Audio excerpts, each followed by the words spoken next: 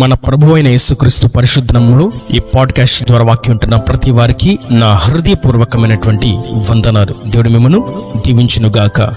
దినవృత్తాంతముల 2వ గ్రంథము 20వ అధ్యాయము 22వ వచనం. వారు పాడుటకును స్తుతించుటకును మొదలు పెట్టగా యెహోవా యూదా వారి మీదకి వచ్చిన అమ్మోనీయుల మీదను మోయాబీయుల మీదను శేయీరు మన్యవాసుల మీదను మాటుగాండను పెట్టిన గనుక వారు హతులైరి.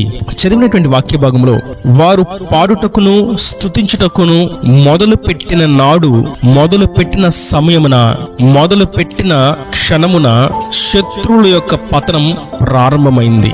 నేటి వాక్యం ఉంటున్నటువంటి నా ప్రియ సహోదరులారా, మన చుట్టూ శత్రువులు అనగా అపవాది యొక్క క్రియలు, లోక ఇచ్ఛలు, లోక తంత్రాలు, లోక ఆశలు, శరీర సంబంధమైనటువంటి పాప కోరికలు, ఇవి మన శత్రువులై ఉండి మనలను అణిచివేయడానికి ప్రయత్నం చేస్తూ ఉంటాయి. అయితే ఎప్పుడైతే మనం దేవునిని స్తుతించడానికి, కీర్తించడానికి మన స్వరములను ఎత్తుతామో, మన పెదవులను విప్పుతామో, మన నాలుకతో ఆయనను ఘనపరుస్తామో, మన దృష్టి ఆయన మీద ఉంచుతామో, అప్పుడు ఆయన యొక్క కార్యం మన పట్ల జరిగించుట ఆయన ప్రారంభిస్తాడు. శత్రువులు అనేటువంటి మాట దగ్గర మనం ఇంకొంచెం లోతుగా వెళ్ళినట్లయితే శరీర బలహీనతలు, ఆర్థిక ఇబ్బందులు, అప్పుల సమస్యలు, పాపాన్ని జయించలేనటువంటి పరిస్థితి, అసమాధానాలు, సంతానలేమి, చీకటి క్రియలు, నిద్రలేమి, నెమ్మది లేనటువంటి, విశ్రాంతి లేనటువంటి పరిస్థితి, ఇవన్నీ మనిషిని అణిచివేసేటువంటి శత్రువులు. అయితే మనం ఆయనను స్తుతించినప్పుడు ఆ శత్రువుల యొద్ద నుండి, ఆ శత్రువుల యొక్క కోరల నుండి ప్రభువు మనలను విడిపిస్తాడు. ఇక్కడ మనం గమనించినట్లయితే ఈ 20వ అధ్యాయం ప్రారంభంలో 4 రాజులు యూదా రాజు అయినటువంటి యెహోషాపాతు మీదకి యుద్ధానికి రంగాన్ని సిద్ధం చేసుకున్నారు. వారు యుద్ధానికి వస్తున్నారు అని తెలిసినప్పుడు యెహోషాపాతు చాలా భయపడ్డాడు.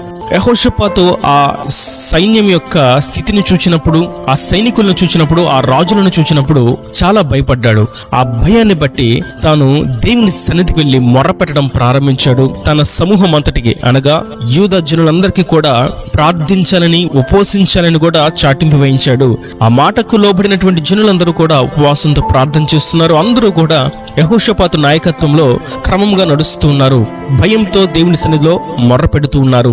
వారు మొర్రపెడుతూ యెహోషాపాతు మాట్లాడినటువంటి ఒక శ్రేష్టమైనటువంటి మాటను మనం చూస్తాం. అది 11వ వచనం. స్వతంత్రించుకొనవలనని నీవు మాకిచ్చిన నీ స్వాస్థ్యంలో నుండి మమ్మను తొలివేయుటకై వారు బయలుదేరి వచ్చి మాకెట్టి ప్రత్యుపకారము చేయుచున్నారో దృష్టి ఉంచుము. మా దేవా, నీవు వారికి తీర్పు తీర్చవా? మా మీదకి వచ్చి ఈ గొప్ప సైన్యముతో యుద్ధము చేయుటకు మాకు శక్తి చాలదు, ఏమీ చేయుటకు మాకు తోచలేదు, నీవే మాకు దిక్కు అని ప్రార్థన చేసెను. ఇక్కడ మనం గమనించినట్లయితే, ప్రభువా, మేము ఏ విధంగా ప్రవర్తిస్తున్నామో, వారికి ఏ విధంగా సహకరిస్తున్నామో అన్ని నీవు ఎరిగి ఉన్నావు. అయితే వారు ఏ విధంగా మాకు ప్రత్యుపకారం చేస్తున్నారో కూడా నువ్వు చూస్తూ ఉన్నావు. వారు మాకు హాని చేయాలని ఉపకారానికి ప్రత్యుపకారంగా హానిని తీసుకుని వస్తున్నారు, యుద్ధాన్ని తీసుకుని వస్తున్నారు, శత్రువులను తీసుకుని వస్తున్నారు, అసమాధానాన్ని తీసుకొస్తున్నారు, మమ్మల్ని బానిసలుగా చేయాలని ప్రయత్నంతో వస్తున్నారు. మరియు ఈ సమయంలో మేము వారిని జయించే శక్తి మాకు లేదు, మరియు మా శక్తి మాకు సరిపోదు. ఇంకా అంటారు, మాకు దిక్కు నీవే. నేను ఈ వాక్యం వింటున్నటువంటి నా ప్రియ సహోదరులారా, మన యొక్క స్థితి ఇదే కోణంలో ఉంటుంది.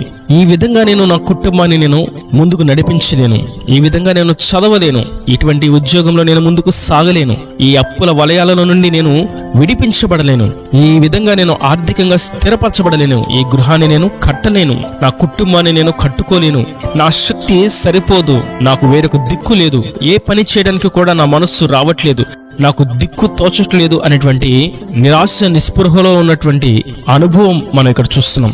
మనకు వచ్చినటువంటి ఆ శ్రమలలో యెహోషాపాతు వలె మనము ఆయన సన్నిధిని ప్రార్థించినప్పుడు ఆయన నిశ్చయంగా కార్యము చేయ మొదలు పెడతాడు. ఇక్కడ మనం గుర్తించవలసినటువంటి పాఠ్యం ఏదనగా, మన చుట్టూ శత్రులు ఆవరించినప్పుడు, మనలను ఓడించాలని ప్రయత్నం చేస్తున్నప్పుడు మనం మొట్టమొదటిగా ఆయన సహాయాన్ని వేడుకోవాలి. ప్రభువా, నీవే దిక్కు, మా శక్తి మాకు సరిపోదు, ఈ పరిస్థితుల్లో ఈ ఆత్మీయ యాత్రలో, ఈ లోకంలో మేము జీవించడానికి, మేము ముందుకు సాగడానికి, సర్వసత్యంలో నిలబడడానికి, సత్యంలో సాక్షులుగా సాగిపోవడానికి మా శక్తి మాకు సరిపోదు, మా ఆర్థిక స్థితి సరిపోదు, మా ఆధ్యాత్మిక స్థితి సరిపోదు, మా శరీర బలము మాకు సరిపోదు. ఈ లోకంలో ఉన్నటువంటి వారితో యుద్ధము చేయడానికి మా బలము సరిపోదు.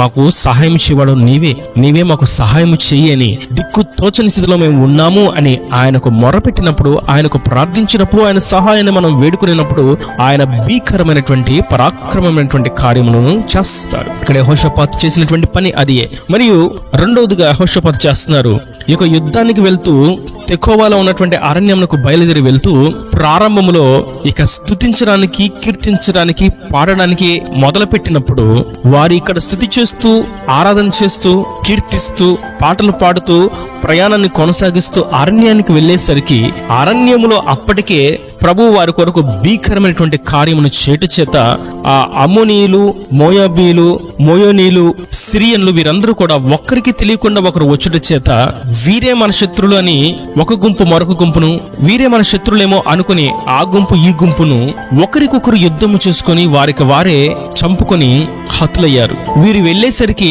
అక్కడ యుద్ధము చేయవలసినటువంటి అక్కరే లేకుండా పోయింది. వీరు వెళ్ళేసరికి అక్కడ యుద్ధ రంగంలో ఉన్నటువంటి సైన్యం అంతా హతులై ఉన్నారు. వీరు ఎప్పుడైతే స్తుతి చేయడం ప్రారంభించారో ప్రభు అక్కడ యుద్ధం చేయడం ప్రారంభించారు. ఆయన బలిష్టమైనటువంటి హస్తం శత్రులను అణచివేస్తుంది. వారు ఓడిపోయిన తర్వాత, వారు హతులైన తర్వాత వారి యుద్ధంలో ఉన్నటువంటి దోపుడు సొమ్మును, కొల్ల సొమ్మును కూర్చుకోవడానికి యెహోషాపాతు మరియు యూదా జనులకు 3 రోజులు పట్టింది. ఆ 3వ రోజు మొత్తం ముగించుకుని 4వ రోజున వారు బెరాకా అనేటువంటి లోయలోకి వచ్చారు.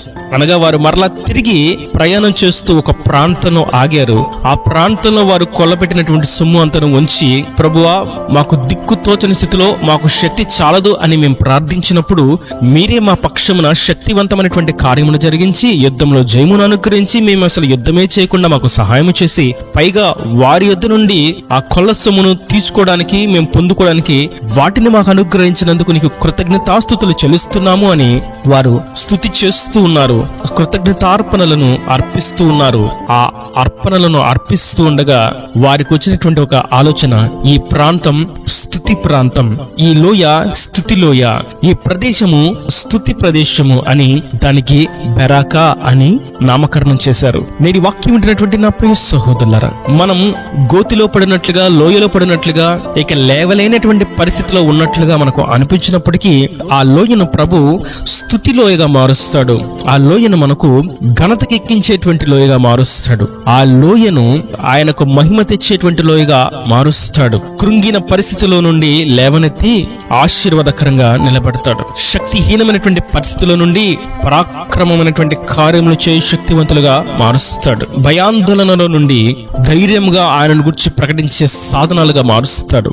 ఇది కేవలం మాకు శక్తి సరిపోదు, మేము బలహీనులము, మాకు సహాయం చేయండి అని ప్రార్థించేవారు పక్షమున మరియు ఆయనను స్తుతించేవారి పక్షమున ఆయన చేసేటువంటి భీకరమైనటువంటి కార్యం.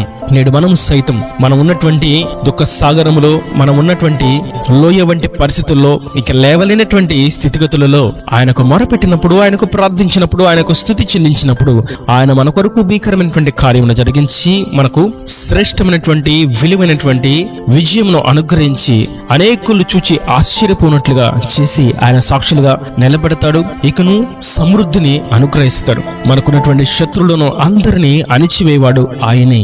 శరీర బలహీనతలను, ఆర్థిక ఇబ్బందులను, అప్పుల సమస్యలను, పాపపు ఇచ్చలను, అపవాది తంత్రములను మనము జయించలేము. వ్యభిచారమును, కాముకత్వమును, మాదక ద్రవ్యాలను, డ్రగ్స్ను, దొంగతనాలను, కోపమును, ఉద్రేకమును, అసహ్యమును, అల్లర్లను మనము జయించలేము. అయితే మనము ఆయన సన్నిధికి చేరి మేము జయించుటకు మాకు శక్తి చాలదు అని మనం ఆయనకు మొరపెట్టినప్పుడు ఆయన వాటన్నిటి నుండి మనకు విడుదల కలుగు చేస్తాడు.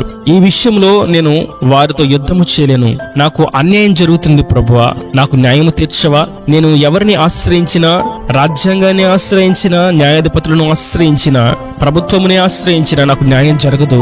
నా శక్తి, నా జ్ఞానము, నా బలము సరిపోదు. ఈ విషయంలో నాకు తీర్పు తీర్చువాడు నీవే, నాకు సహాయం చేయవా. ఇదిగో నా కుటుంబంలో ఉన్నటువంటి పరిస్థితి, నా మట్టుకు నేను ఏమీ చేయలేను, నా మాటకు ఎవరు విలువెవరు, నాకు సహాయం చేయవా అని ఆయనకు మనం మొరపెట్టినట్లయితే ఈ చదువుల్లో ఇటువంటి విద్యారంగంలో నేను ముందుకు సాగలేను, నా జ్ఞానం సరిపోదు, నా శక్తి చాలదు అని ఆయనకు మొరపెట్టినట్లయితే ఆయన జ్ఞానమును ఇస్తాడు, జయమును ఇస్తాడు. కనుక అట్టి విధంగా మనం ప్రతి విషయంలో మనం కృంగిన భయానికి గురి చేసినటువంటి పరిస్థితులలో ఆయనకు మొరపెట్టి ఆయనకు స్తుతి చేసినట్లయితే ఆయన గొప్ప కార్యాలను జరిగించి ఆయన సాక్షులుగా మనలను నిలబెడతాడు. ఆయన స్తుతికి కారణమైనటువంటి ప్రదేశముగా మన ప్రదేశాన్ని, మన దేహాన్ని, మన జీవితమును మార్చి ఆయన నామానికి గొప్ప మహిమను ఆరోపించుకుంటాడు. ఈయన దేవుని మాటలు ప్రతి వాని హృదయంలో నీటికట్టి ఫలింపు చేయను గాక. ఆమేన్. God bless you. తనలో మంచి కనులు మూసినట్లయితే మీ కొరకు చిన్న ప్రార్థన. ప్రేమ స్వరూపి కరుణా కటాక్షముల తండ్రి, నా ప్రభు ఈ వాక్యాన్ని ప్రతి వారిని మీరు నిండాలుగా దీవించండి, ఆశీర్వదించండి. యెహోషాపాతు యుద్ధంలో భయానికి గురైనప్పుడు నీ సన్నిధిలో మాకు శక్తి సరిపోదని ప్రార్థించాడు.